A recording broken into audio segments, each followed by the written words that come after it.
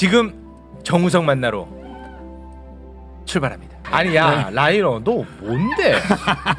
제가 이제 영화 유튜버를 시작한 지 5년, 방송 시작한 지 3년, 영화 칼럼니스트 데뷔한 지 2년 반입니다.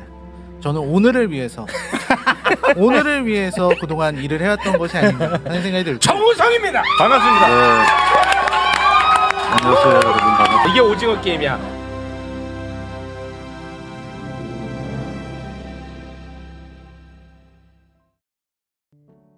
영화 유튜버, 방송인, 칼럼니스트, 그리고 영상 프로덕션 대표로 활동하고 있는 라이너 씨.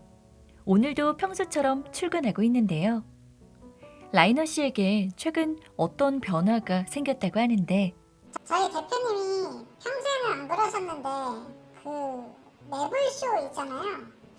거기에서 정우성 씨 만나고 나서 사람이 좀 달라졌다고 해야 하나요?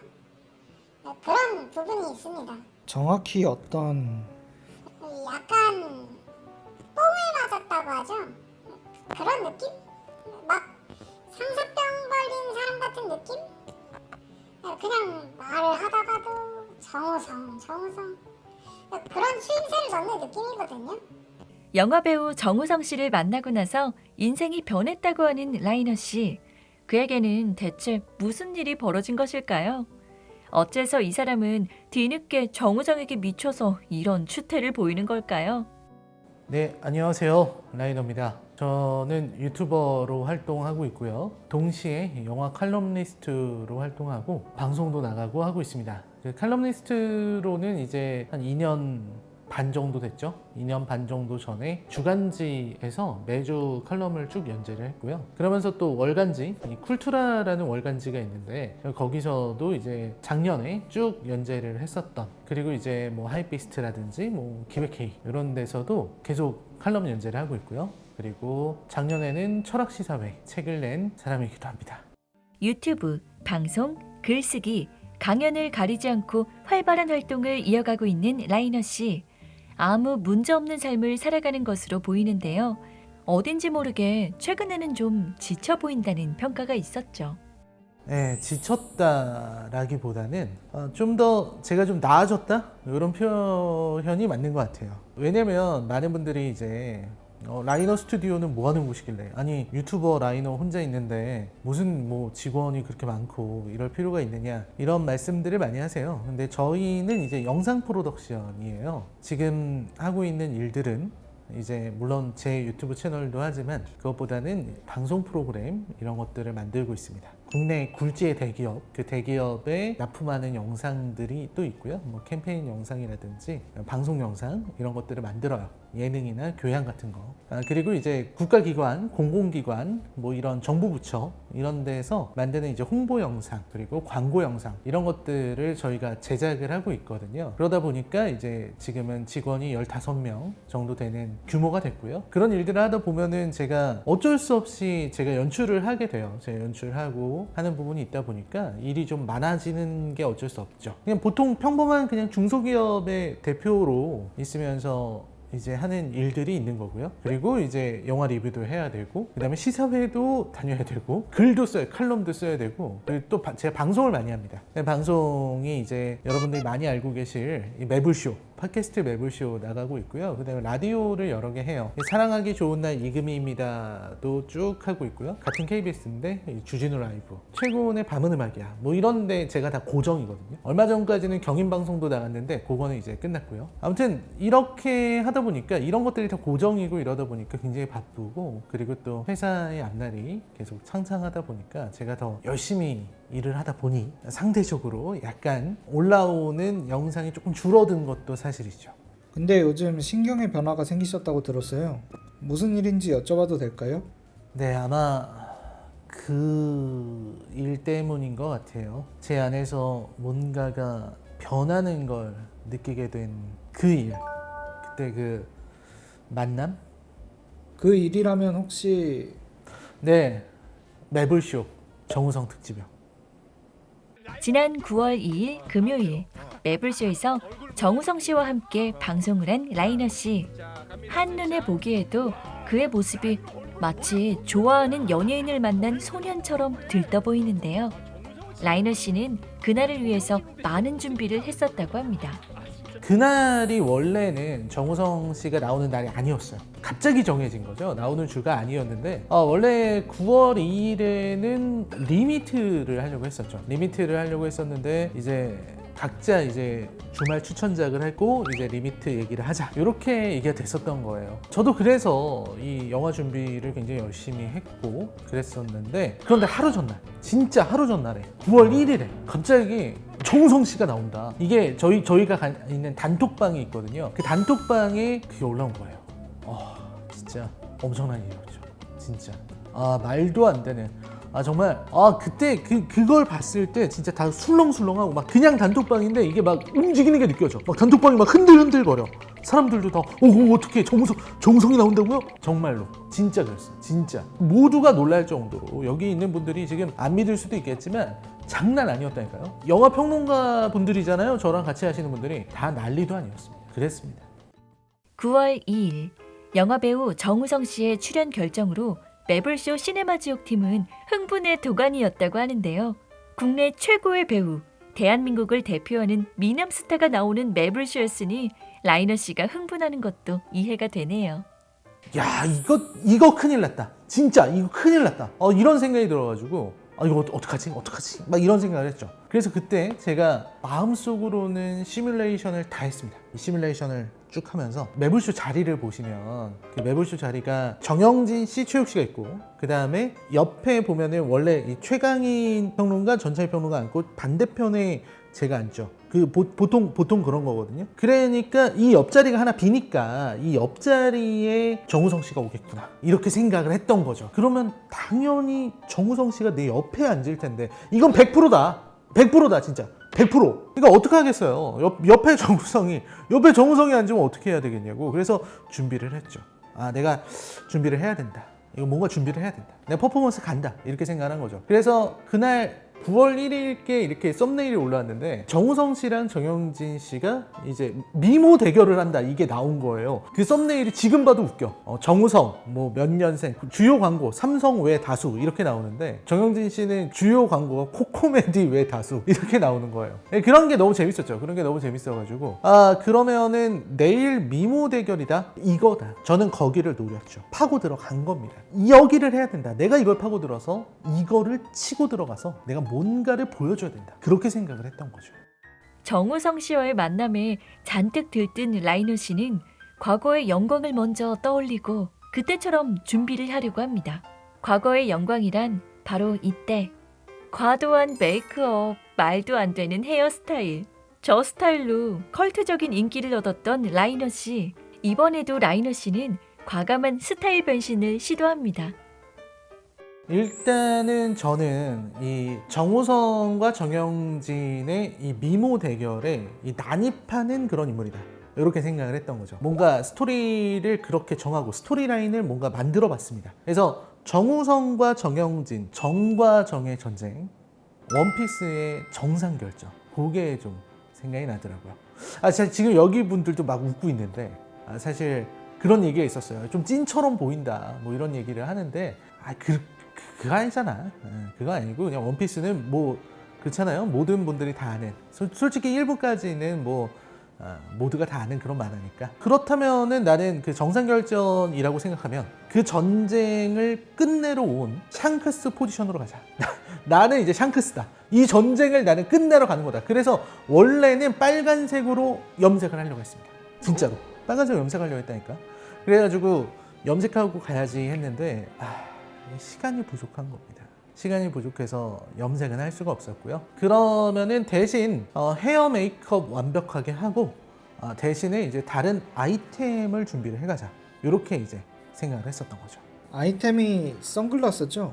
맞아요. 네, 선글라스입니다. 선글라스를 가지고 가자. 메이크업 하자. 그래서 메이크업 하려고 전화를 했죠. 원장님하고 전화를 했는데 하필이면 그때 청담동 샵이 만석인 거예요.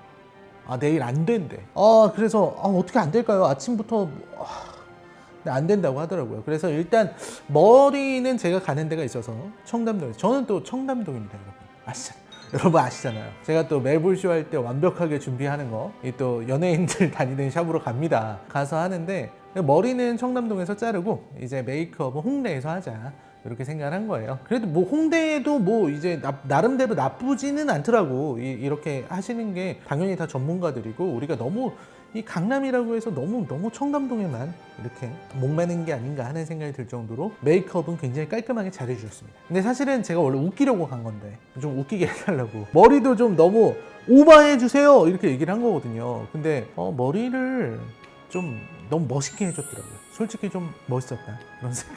멋있었다 그런 생각이 좀 들었고 메이크업도 되게 깔끔하게 해줬어요. 저는 메이크업을 그때 했던 것처럼 좀 오버해서 해달라고 저 지금 웃기려고 합니다. 저 정우성이랑 방송해요 이렇게 얘기한 거야. 정우성이랑 방송해요 이렇게 얘기했다니까. 그러니까 이제 그분들 입장에서 깜짝 놀란 거죠. 이 사태를 어떻게 해결하냐, 이거를 어떻게 사람을 만들어가지고 정우성 옆에 앉을 거냐. 그리고 다 같이 물어봤어요. 무슨 방송이에요? 이거 진짜 다 물어봤어요. 진짜 무슨 방송이냐고 물어보고 그래서 내가 다 알려주고 뭐 어쨌든 그러시더라고요. 멋있게 만들어달라는 말은 들어봤지만 웃기게 만들어달라는 말은 처음 듣는다. 뭐 이런 얘기들을 하셨습니다.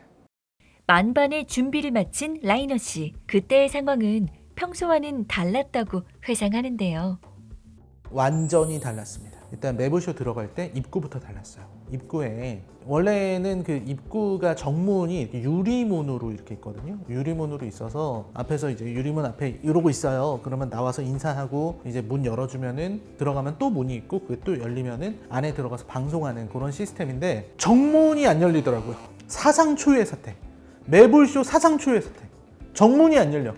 그래서 와 이게 무슨 일이지? 이런 생각이 들었다니까요. 왜냐면 정우성 씨가 온다고 그러니까 벌써부터 팬들이 막 와 있는 거야.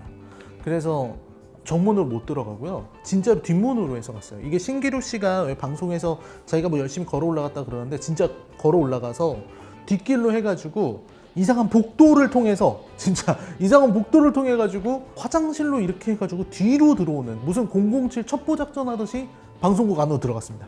스튜디오 안으로 그렇게 들어간 거예요. 근데 딱 들어가는데 제가 또 누굽니까? 들어갈 때 기선제압이 중요하다. 제가 그때 언제 갔냐면 그때 갔어요. 매불쇼 처음 시작하는 첫 번째 코너 사이다 헤드라인 할 때 이 성혁 씨 하고 있을 때 제가 이렇게 쓱 들어가는데 이게 뭐냐면 여러분들은 모르시겠지만 정영진 씨, 최욱 씨 있고 사이다 헤드라인 멤버 이쪽 빈자리 이렇게 있으면 바로 앞에 우리 메인 작가님이 이렇게 앉아 계시고 그 다음에 이제 여러분들이 그 방청석 비출 때 좌석들이 이렇게 있잖아요. 세 줄로 그 좌석 있는 자리가 있는 거예요. 거기가 우리 대기하는 곳이거든요. 거기로 이제 가는데 갈 때 이제 선글라스를 딱 끼고 갔죠. 선글라스를 딱 끼고 머리는 이렇게 되고 메이크업 한 상태로 들어가니까 거기 있는 사람들이 다 터졌습니다. 일단 신기루 씨는 저를 보더니 우와 하더니 우엑 막 이러는 거야. 막 우엑 막 이러고 이제 그 다 터지는 거야. 전민기님 터지고 거기 있는 그 광고 요정 빵 터지고 다들 키득키득 웃고 막 킥킥거리고 막 쳐다보고 손가락질 할 때 아 됐다 이거는 요거는 이게 터진다. 내가 선글라스 끼고 나온 게 이게 터지는구나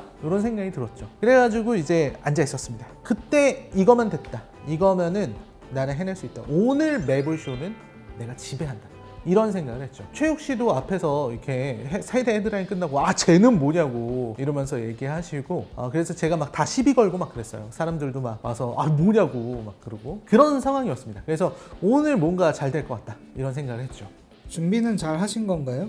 네, 일단은 준비는 잘 된 것 같았어요. 일단 막 옆에서 이지선 성우님이 이렇게 말 걸어주시고 이지선 성우님이 그날 또 하필이면 그날 그 매불쇼는 없었거든요. 뭐 뒤에 뭐 있다고 하는데 아무튼 그날 이상하게 사람들이 많이 와 있더라고. 저는 다음에 매불쇼 끝나고 나서 항상 스케줄이 매불쇼 끝나고서 KBS에서 라디오를 합니다. 그 주진우 라이브인데 그거 그 대본을 좀 써야 돼서 그 대본을 제가 다 써요. 근데 그 대본이 좀 남았어가지고 노트북 켜고 이렇게 대본을 이렇게 하고 있었죠. 선글라스 끼고 선글라스를 끼니까 잘 커서랑 이런 게 안 보이잖아요. 근데 이렇게 하면 보여요. 고개를 이렇게 돌리면 보여서 이렇게 돌리고 이렇게 하고 있었던 거야. 진짜 그러고 있었는데 그랬는데 이제 분위기가 막 웅성웅성하는 거죠. 아까 말씀드렸던 그 화장실 쪽 입구에서 뭔가 웅성웅성하면서 이제 처음 보는 사람들이 2명이 이렇게 들어오는 거야. 그걸 보고서 아 왔구나. 그러니까 매니저구나 이 생각이 들더라고요. 매니지먼트 그 회사 사람들이 오셨구나라는 생각이 들고 그 뒤에서 오셨습니다.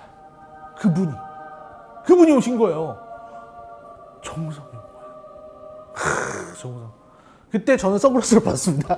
선글라스를 벗고 선글라스 얼른 벗고 안녕하세요 이렇게 인사를 했던 그런 기억이 있죠. 물론 제가 컨셉 잡겠다고 이렇게 선글라스 끼고 다리 꼬고 이러고 있으면은 제 사진에 나온 것처럼 그러고 있으려고 마음은 먹었지만 막상 정우성이 등장하니 선글라스를 얌전히 벗고 안녕하세요 이렇게 하게 되는 그런 맛이 있더라.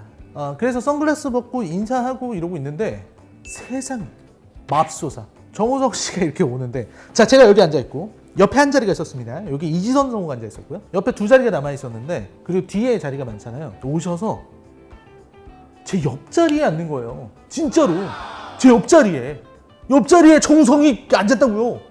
명함 주셨어요? 번호 따야죠. 아니 그러니까 그걸 못했다니까.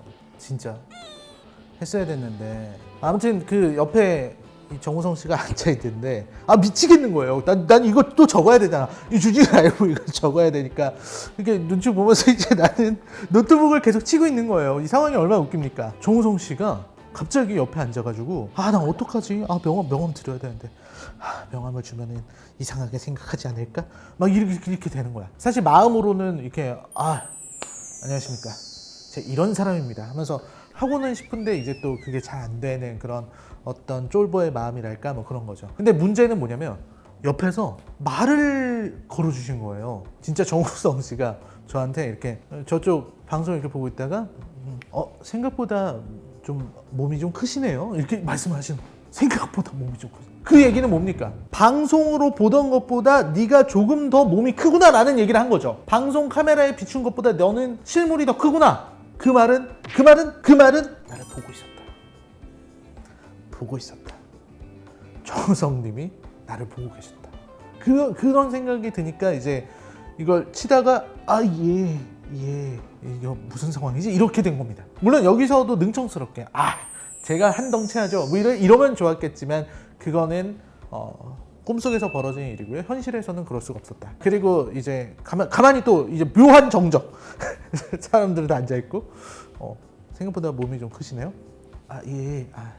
제가 좀 뭐지? 막 이런 상황인 거예요. 그리고 이 글이 안 끝나. 이거 빨리 써야 되는데 계속 이걸 써야 되고 그러고 있는데 또 가만히 이제 그때 사이다 헤드라인을 하고 있었어요. 사이다 헤드라인을 하고 있는데 정말 이상했어요. 사이다 헤드라인에 아무도 집중하지 않고 그 방송 진행하는 사람들도 다 이쪽을 보고 다 옆에 계신 이분을 보고 있는 방송을 진행하는 사람이 이러고 있어. 최욱 정영진은 여기 있는데 이러고 있는 그런 상황이었습니다. 그런 상황이었는데 또 이렇게 계시다가 헤어스타일 바꾸셨네요 이러는 거예요. 그 얘기는 뭡니까 여러분? 내 헤어스타일을 알고 있었다. 내 헤어스타일을 알고 있었다는 거 아닙니까? 근데 거기다 대고 제가 또 인싸처럼 이렇게 했어야 됐는데 그걸 못하고 제가 샵에 다녀왔습니다. 저 진짜 그렇게 얘기했다는 거예요. 제가 샵에 다녀왔습니다. 정말 제 인생의 최악의 순간을 꼽으라고 한다면 바로 그 몇 마디의 대화였을 겁니다.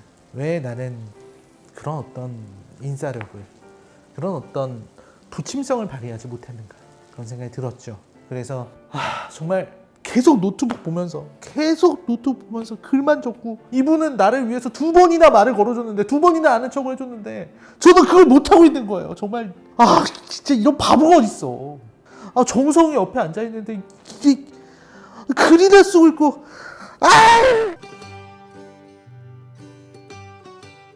그래서 다음은 어떻게? 이제 방송 시간이 다가왔죠. 정우성 씨는 제 옆에 있었고 앉아 있었고 그 다음에 최강희 평론가님이랑 전차희 평론가님은 늦게 왔어요. 정확히는 늦게 온 건 아니에요. 우리가 3시에 시작하니까 한 2시 50분 정도에 오면 되는데 굉장히 일찍 시작했잖아요. 그 이유가 뭐냐면 사랑은 러브가 너무 일찍 끝나버린 거지. 저는 그걸 미리 알았어요. 저는 진짜로. 왜냐면 그날처럼 빨리 온 적이 없었거든요. 제가 지금까지 매불쇼를 3년 넘게 나가면서 일찍 다니려고 하지만 보통은 사랑은 러브 때쯤에 제가 갑니다. 이번에는 거의 사이다 헤드라인 시작할 때쯤 제가 들어갔으니까요. 굉장히 일찍 간 거죠. 그게 왜 그러냐면 저는 알았어요. 뭘 알았냐? 정우성이 오는 날이기 때문에 다른 코너 제대로 안 될 것이다. 바로바로 끝난다. 제가 왜냐면 그 최욱 씨를 많이 겪었잖아요. 금방금방 끝날 거다. 그리고 매불쇼 분위기도 할 수가 없었어.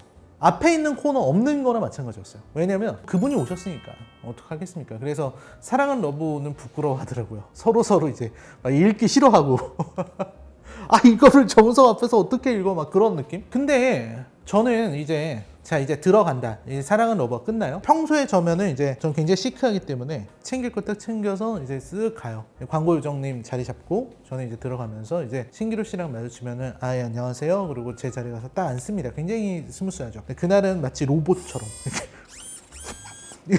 이러고 다니는 그런 모습이었다. 로봇 같았다. 막 인사도 안 하고 그리고 다들 막 인사도 못해. 아, 라이너 씨 안녕하세요. 이런 거 못해요. 뭔가 다들 뭔가에 취해 있는 옆에 있는 어떤 분의 아우라 때문에. 근데 문제는 뭐냐면 저는 계획을 짰잖아요. 뭐냐면 저는 정우성 씨 옆에 앉을 거라고 생각을 했거든요. 근데 정우성 씨를 저쪽으로 보내는 거예요. 그래서 그럼 저는 옆자리 이러니까 안 된다는 거예요. 저쪽으로 하라는 거예요. 저쪽에 3명 앉으라고. 그래서 저는 그때 매부쇼 제작진들의 상상력의 한계를 봤습니다. 아니 이건 잘못됐다. 왜냐면 제 모습을 보면은 느낌이 안 와요. 정우성 씨가 옆에 앉는 줄 알고 투샷 하는 줄 알고 그거 준비하고 온 건데, 그리고 저는 그것 때문에 짜온 것들도 있었거든요. 실제로도 많이 짜왔어. 짜온 게 있었는데 그거를 하나도 쓸 수가 없는 상황이었던 거예요. 그래가지고 너무 그래서 옆에 앉으면 안 되냐 그러니까 이쪽으로 가라 그러더라고요. 그래서 망했다. 어떡하지? 그 순간 막 무너진 거야. 막 전찬일 평론가도 오고 최강희 평론가도 왔는데 보이지도 않아. 어떡하지? 내가 준비한 건 어떡하지? 막 이러고 있었죠. 이러고 있었는데 최욱 씨가 정우성 씨가 이제 인사하고 그거를 제가 보면서 제대로 인사를 안 드렸구나 이 생각이 든 거예요. 그래서 갑자기 제가 정말로 정우성 씨 저는 정말 팬입니다. 진짜 그랬어요. 팬입니다. 저 어제 이거 나온다고 잠도 못 잤어요. 진짜 정말 그랬어. 정말 제가 어제 너무 긴장돼서 잠도 못 잤어요. 이 얘기를 정말로 했다니까요. 제가 살면서 한 번도 해보지 않은 말입니다. 참고로 여자한테도 이런 말을 해본 적이 없습니다. 아무리 아름답고 대단한 여성을 봐도 한 번도 해본 적이 없어요. 제가 이 일을 하다 보니까 여자 연예인들도 많이 보게 되는데 한 번도 그런 말을 해본 적이 없습니다. 근데 설레어서 잠을 못 잤다 라는 말을 정우성 씨한테 진짜 했죠. 진짜로 막 엉거주춤하게 서서 정우성 씨는 앞에 앉아있는데 그 앞에 제가 엉거주춤하게 서가지고 막 광고는 코코메디 나가고 있고 저는 정우성 씨 정말 팬이에요. 제가 다른 방송할 때 안 그러는데 진짜 전날 잠을 못 잤어요. 이 얘기를 진짜로 했습니다. 근데 굉장히 흔쾌히 웃으면서 이렇게 받아주시는 그런 모습은 역시 대단하다. 그런 어떤 인품, 어떤 인격의 깊이, 사람의 거대함 이런 거 좀 느낄 수 있었죠. 그리고 나서 이제 방송이 시작이 되었습니다. 늦게 온 평론가 둘, 그리고 역대급 시네마 지옥이 시작이 된 거죠. 준비를 많이 해도 보여줄 수 없었던 시네마 지옥. 정우성 씨가 나온 시네마 지옥은 실시간 7만 7천 명의 동시 접속자를 기록하고 100만이 넘는 조회수를 남겼는데요. 그거는 정말 정우성의 힘이죠.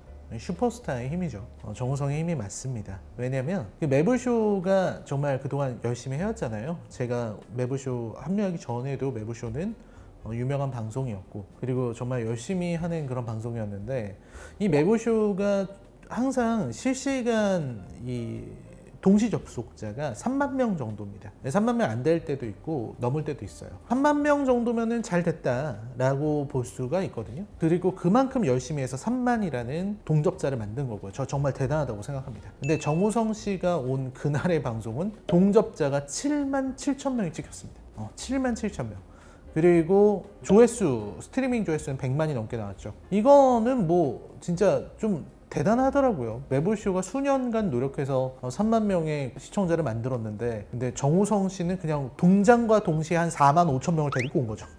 추가로 4만 5천 명을 데리고 온 거예요. 장난 아니었습니다. 입구에 팬들이 너무 많아. 진짜 밖에 보면은 팬들이 엄청나게 많았어요. 그분들 잘 정우성 씨 보이지도 않았을 텐데 팬들이 정말 많았었습니다. 방송 진행은 어떠셨나요? 일단 저는 이 매불쇼 진행은 사실 방송 천재 최욱 씨랑 정영준 씨 이 두 분만 믿고 가려는 경향이 큽니다. 이분들이 이끌어 가기 때문에 마음 편하게 방송을 할 수 있는 거라고 생각을 하거든요. 그래서 일단 이 두 분을 믿고 내가 준비한 거 지르자. 만약에 재미없으면은 최욱 씨가 끊어줄 거고, 재미없으면은 정영준 씨가 뭔가 만들어 줄 테니까 믿고 한번 가보자 이렇게 생각을 했죠.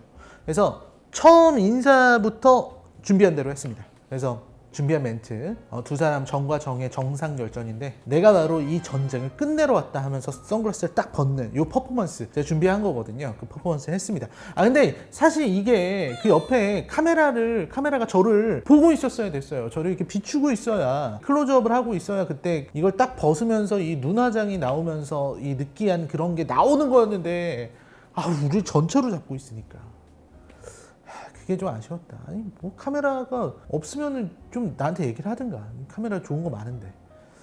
그런 부분이 진짜 아쉬웠죠. 아무튼 뭐 매블쇼는 시네마지옥은 잘 진행이 됐다고 생각을 해요. 진행 자체는 문제가 없다고 생각하는데 근데 이제 많은 분들이, 그리고 특히 이제 이지선 성우가 평소에 매블쇼라 생각하시나요? 이렇게 질문을 하셨어요. 오늘 매블쇼가 평소처럼 재밌다고 생각하느냐? 이런 질문을 하셨는데 정우성 씨도 평소의 매블쇼하고는 좀 다른 것 같다 이렇게 말씀하셨거든요. 그런 부분이 있어요. 방송을 보시면. 그리고 댓글에서도 좀 아쉽다 이렇게 말하는 부분이 있었습니다. 그런 것들이 있었는데 저는 좀 이렇게 생각해요. 매블쇼는 잘했어요. 할 수 있는 만큼 했다고 생각합니다. 정우성이라는 사람을 불러서 좋은 이야기를 했다 이렇게 생각을 합니다.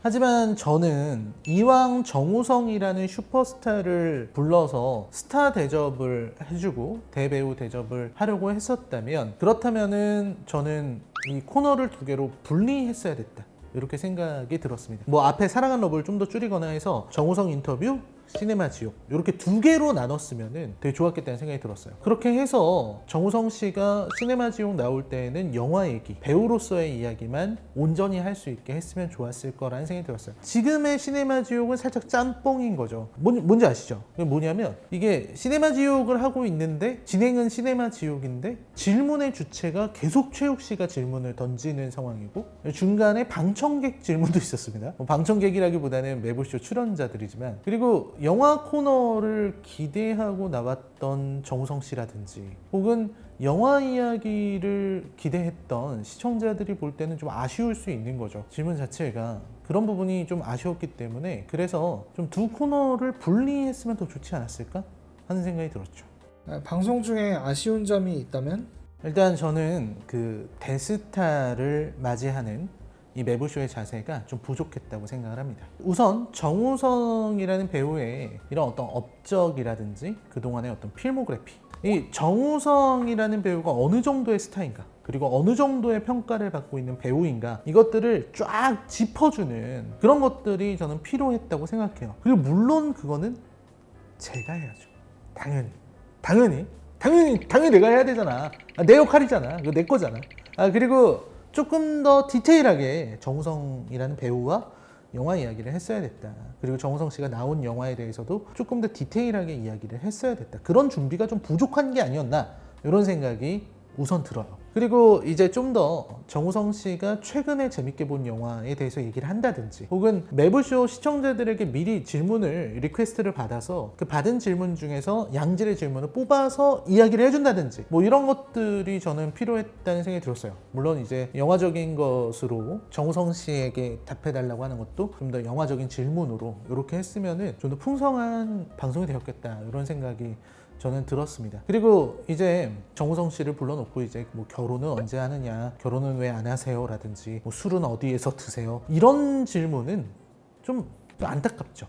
저는 그 질문이 잘못됐다는 게 아닙니다. 그 질문은 아까 말씀드린 것처럼 앞에 정우성 인터뷰를 만들고 거기에서 질문을 했으면 아마 정우성 씨도 좀 더 가볍게 대응을 했을 것 같아요. 그리고 시네마 지옥은 시네마 지옥대로 영화적인 질문에만 집중을 했으면 좋았겠다라는 거죠. 그런 부분이 되게 좀 아쉬웠다, 이런 생각을 좀 하게 됩니다. 그리고 이제 좀 더 영화적인 질문들, 배우로서 연기를 할 때는 어떤 점에 집중하고 계신지라든지, 혹은 조금 더 솔직하게 연기력에 대해서 나오는 평가들, 이런 것들 있잖아요. 그런 것들에 대해서 좀 물어보든지, 그걸 또 정우성 씨는 또 그런 걸 어떻게 생각하고 판단하는지, 이런 걸 좀 물어봐도 좋았을 거라는 생각이 들었어요. 사실 일랑에 관련한 이야기가 계속 이어지는 것도 전 바람직하지 않았다고 생각합니다. 최강희 평론가님이 일랑 얘기를 하셨는데 저는 뭐 좋지 않았다고 생각이 들어요. 왜냐면 사실 저는 일랑이 좋다는 건 아니에요. 일랑은 당연히 졸작이고 굉장히 안 좋은 작품이죠. 근데 정우성은 전작이 일랑이 아니에요. 일랑 이후에도 많은 영화들을 했단 말이에요. 그래서 뭐 몇 년 전에 지나갔던 일랑인데 그 일랑을 계속해서 얘기를 한다는 거는 저는 좀 바람직하지 못하다, 라는 생각을 했습니다. 그 영화들에 대해서 얘기하느니 좀 더 다른 영화들, 최근의 정우성이 어떤 식의 연기를 펼치는지 이런 거를 조금 더 자세히 얘기했으면 더 좋았을 것 같다, 이런 생각이 들었죠. 라이너가 생각하는 정우성의 연기는? 일단은 그쵸, 비트의 정우성은 대단했죠. 대단했습니다. 뭐 외모 얘기 제가 많이 하는데, 학원 앞에서 로미를 기다리던, 오토바이를 타고 로미를 기다리던 그 모습은 역대급이다. 이 대한민국 어떤 영화사의 길이 남을 명장면이 아니었을까. 정우성이 나오는 모든 씬이 그야말로 대한민국을 대표하는 절대 미남의 등장, 이런 거였기 때문에 대단했었죠. 근데 저는 그것보다 이제 연기에 대해서 얘기를 하자면, 저는 정우성 씨가 연기한 민이 허영만 화백이 그린 비트의 민보다 전 더 좋았다고 생각을 해요. 원래 그 민이라는 캐릭터가, 제가 만화를 읽은 지 오래돼서 잘 기억은 안 나지만, 민의 어떤 싸움 실력에 대해서 얘기할 때 그 주변에서 그렇게 얘기를 하거든요. 우리에게 있어서 그 녀석은 그 자체로 신앙이다, 이렇게 얘기를 해요. 그러니까 그 싸움 실력이 신앙, 종교의 수준에 이른 거예요. 그 정도로 믿는 캐릭터고, 그만큼 만화적으로 과장된 캐릭터거든요. 근데 정우성의 미는 그렇진 않잖아요. 만화적으로 막 조폭들 상대로 막 날아다니면서 다 쓰러뜨리고 이런 게 아니잖아요. 오히려 당하잖아요. 그런 부분들, 그런 어떤, 물론 연출적인 면이 크겠지만, 그런 면에서 정우성이 연기한 민이 더 인간적이었다고 생각해요. 외모는 너무 했지만, 아무튼 캐릭터 자체는 굉장히 인간적이었다, 이런 생각이 들어서 사실 저는 비트 되게 좋아합니다. 뭐 우리 시대는 비트죠. 우리보다 조금 이전 세대는 다 영웅 본색이고요. 우리 세대는 비트예요. 대한민국 최고의 미남 배우, 한국 영화사를 흔들게 될 그런 배우의 등장으로서 비트는 정말 중요한 작품이었습니다. 그리고 나서 이제 내 머릿속의 지우개는 제가 방송에서도 얘기를 했지만, 그런 대사 날리는 게 되게 좋았어요. 정우성이 아니면 그런 대사를 누가 하겠어요. 네가 나한테 안 넘어오고 배겨? 막 이런 얘기를 정우성이니까 하는 거지. 다른 사람이 하면은 그게 되겠습니까? 사실 저도 한 번은 써먹었어야 됐는데, 한 번은 이 술 마시면 나랑 사귀는 거다, 이런 걸 한 번은 했었어야 됐는데 못 해본 게 아쉽습니다. 한 번 하면은 이게 잘 될 수도 있을 거, 잘 되지 않을까? 될 것 같은데. 어쨌든 내 머릿속의 지우개도 괜찮고, 이게 작품 자체가 아주 훌륭하지 않았지만, 내 머릿속의 지우개를 보고 있자면 그 부활의 아름다운 사실이라는 곡이 있어요. 그게 나오면서 이제 그때 당시의 감성, 이런 게 좀 나오는 그런 작품이 이제 그 내 머릿속의 지우개였죠. 정우성과 손예진의 만남이라는 것부터가 대단한 작품이라는 뜻이죠. 그리고 이제 제가 언급했던 작품 중천이라는 영화가 있는데, 중천이 정말 좀 아쉬웠어요. 그러니까 저는 정우성이라는 배우의 인생에 큰 연기 인생을 말하는 겁니다. 그분의 개인적인 인생은 모르지만 연기의 인생에 있어서 큰 굴곡이 없다고 생각하거든요. 언제나 최고의 평가를 받았던 건 아니지만, 그렇다고 안 좋은 평가를 많이 받지도 않았어요. 저는 그런 분이라고 생각하는데, 그분의 인생에 굴곡이 있다면, 연기에 굴곡이 있다면 저는 중천이다 라는 생각이 들어요. 그러니까 작품이 많이 안 좋았고요. 중천이 정말 안 좋았고, 방송에서도, 매불쇼에서도 되게 아쉬워하시는 게 드러났거든요. 그래서 중천이 좀 안타까운 것 같다. 근데 이제 시간이 흐르면서 정우성 씨의 연기가 이제는 궤도에 올랐구나, 정말 좀 달라졌구나 라고 느끼게 만드는 작품이 하나 있었어요. 이거는 영화는 아니고 드라마인데요. 바로 빠담빠담이라는 작품입니다. 알고 계신 것 같네요. 빠담빠담. 빠담빠담에서 정우성 씨의 연기가 너무나도 좋았고, 그리고 기존에 우리가 정우성 하면은 생각하게 되는 그런 이미지가 아니라, 정말 이런 연기가 가능하고, 이런 어떤 생활력 있는 연기도 되는구나, 이런 부분에서의 감정이 나오는구나, 이런 걸 알려준 진짜 훌륭한 작품이 저는 빠담빠담이었다고 생각이 듭니다. 그리고 빠담빠담 이후로 정우성의 작품들이, 이 필모가 완전히 변하게 돼요. 그래서 빠담빠담 이후에 나오는 작품이 일단 감시자들이 먼저 나왔고요. 그 다음에 신의 한수, 마담 뺑더, 나를 잊지 말아요, 아수라, 더킹, 이런 작품들이 쭉 나옵니다. 강철비까지요. 그러니까 나오는 작품들이 어느 하나 나쁘지 않은 작품들이잖아요. 그리고 뭐 신의 한수 너무 오락 영화라고 하지만 정우성이니까 신의 한수에서 그런 모습을 보일 수 있었던 거고, 마담 뺑덕 저는 개인적으로 좋아했고요. 나를 잊지 말아요도 있었고, 아수라 연기 너무 좋잖아요. 더킹도 그렇고요. 강철비도 진짜 1편 너무 좋았죠. 1편은 지금 봐도 재밌어요. 그러니까 그게 원래 원작 만화가 스틸레인인데, 스틸레인 때부터 재밌었어요. 그 강철비를 내려서 북한의 최고 지도자가 그렇게 된다는 설정 자체가 이게 빨려 들어가지 않을 수 없는 그런 이야기였다고 생각을 합니다. 그리고 나서 일랑이 있었는데, 근데 일랑을 김지훈의 영화로 보게 된다면 최강희 평론가님이 말씀하시는 것처럼 굉장히 나쁜 졸작인 건 맞아요. 근데 이건 정우성 얘기잖아요. 근데 정우성 씨 같은 경우는 일랑을 찍고 그 다음 작품이 증인이에요. 그 증인에서 최고의 연기를 보였기 때문에 정말로 최고의 연기를 보였고 그만큼 인정도 받았고 아주 뛰어난 모습을 보여줬습니다. 그래서 일랑의 충격이 상쇄된 거죠. 일랑의 충격에 일랑 나왔다고 해서 정우성이라는 배우에게는 큰 타격은 없었다. 정우성이라는 배우의 어떤 가치가 흔들리는 일은 없었다 라는 생각이 들어요. 그래서 증인이 나오고 그 다음에 지푸라기도 전 좋았어요. 뭐 강철비 2도 있었지만 지푸라기라도 잡고 싶은 짐승들에서 정우성 씨의 역할이 메인이 아니잖아요. 사실 그 영화의 메인에 있는 것은 어떻게 보면 전도연 씨라고 할 수 있겠는데 정우성 씨 역할이 저는 너무 좋았고, 그리고 그러한 어떤 연기력이 계속 이어져서 헌트로 이어지게 되는 거죠. 그래서 굳이 얘기를 하자면 정우성이라는 배우의 전반부 연기가 있고요. 그 다음에 저는 빠담빠담을 통해서 어떤 변곡점이 있었다. 그리고 증인에 이르러서 지금의 어떤 완성된 연기력을 보이게 됐다. 그게 지금 헌트로까지 이어지고 있는 거다. 이런 생각을 하게 됩니다. 그래서 이제 정우성이라는 배우는 정말 믿고 보는 배우가 됐죠. 네, 믿고 보는 정우성, 이런 말을 해도 과언이 아닐 것 같아요. 사실 뭐 발음이 부정확하다 이런 지적을 좀 받기도 하는데, 정우성이라는 배우가 지금까지 보여줬던 이런 연기에서 아까도 말씀드렸듯이 모든 연기가 최고는 아니지만 그렇다고 막 진짜 발연기다 이렇게 지적받은 적은 또 한 번도 없거든요. 그런 면에서 평가를 받아야 된다고 생각해요. 그래서 정우성이라는 배우가 지금껏 보여준 이런 연기들, 이 정도로 좋은 필모를 남기는 배우다 라는 말씀을 좀 드리고 싶고, 그리고 다작을 하기 때문에 전 다작하는 사람들 되게 좋아요. 이렇게 허슬하게 일하는 사람 좋아하는데, 그러다 보니까 저는 정우성을 높게 평가할 수밖에 없는 거죠. 정우성이라는 인간 자체가 좋다고 하셨는데 저는 정말 그래요. 물론 이제 몇몇 불편해하시는 분들의 댓글이 있다는 거 잘 알고 있습니다.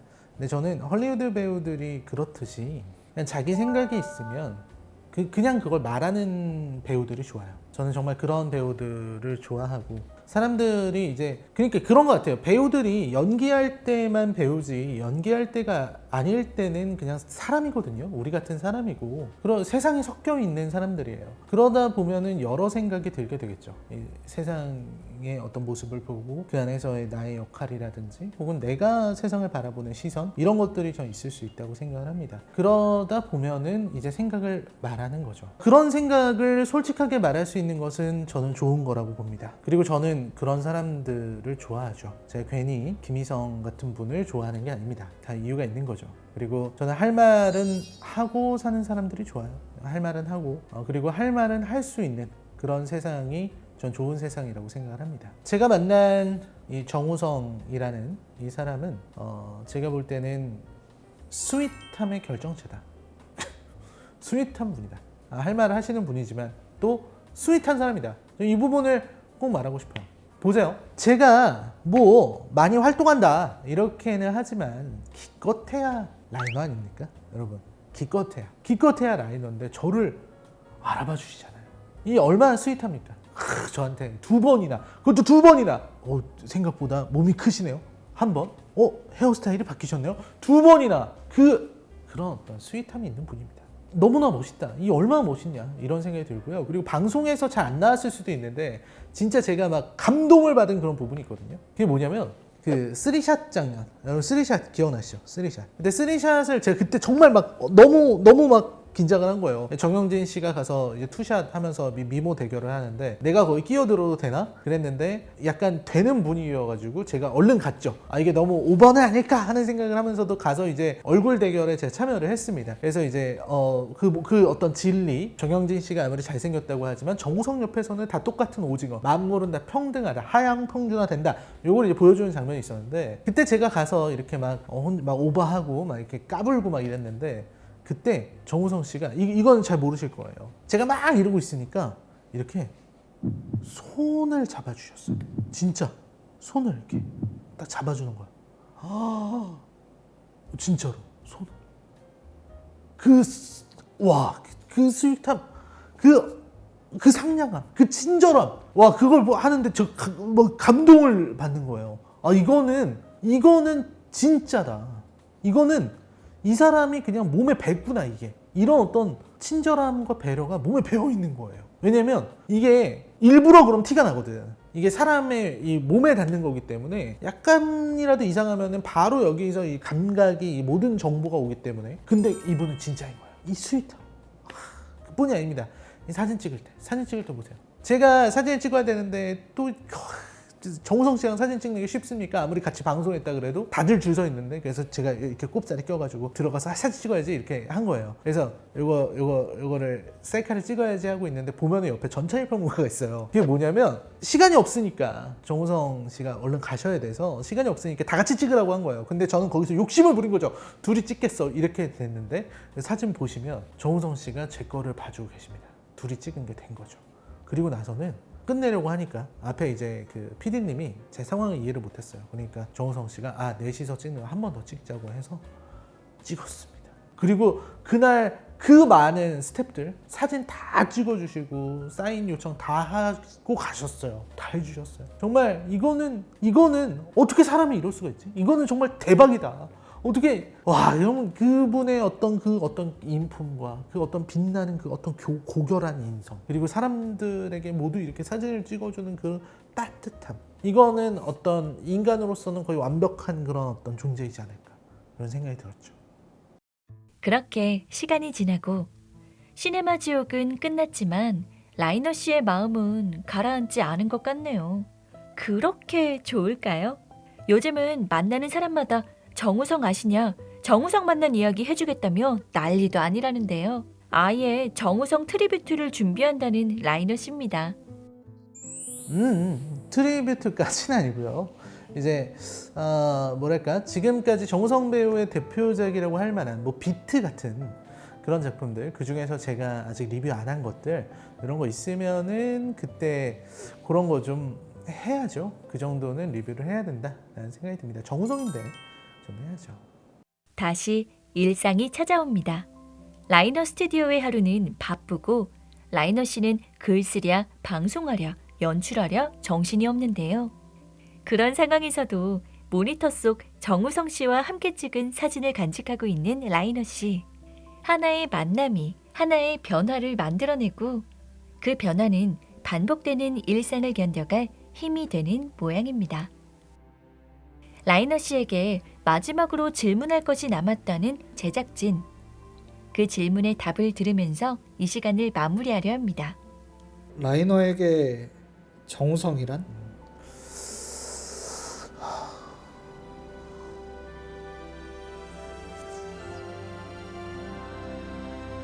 신?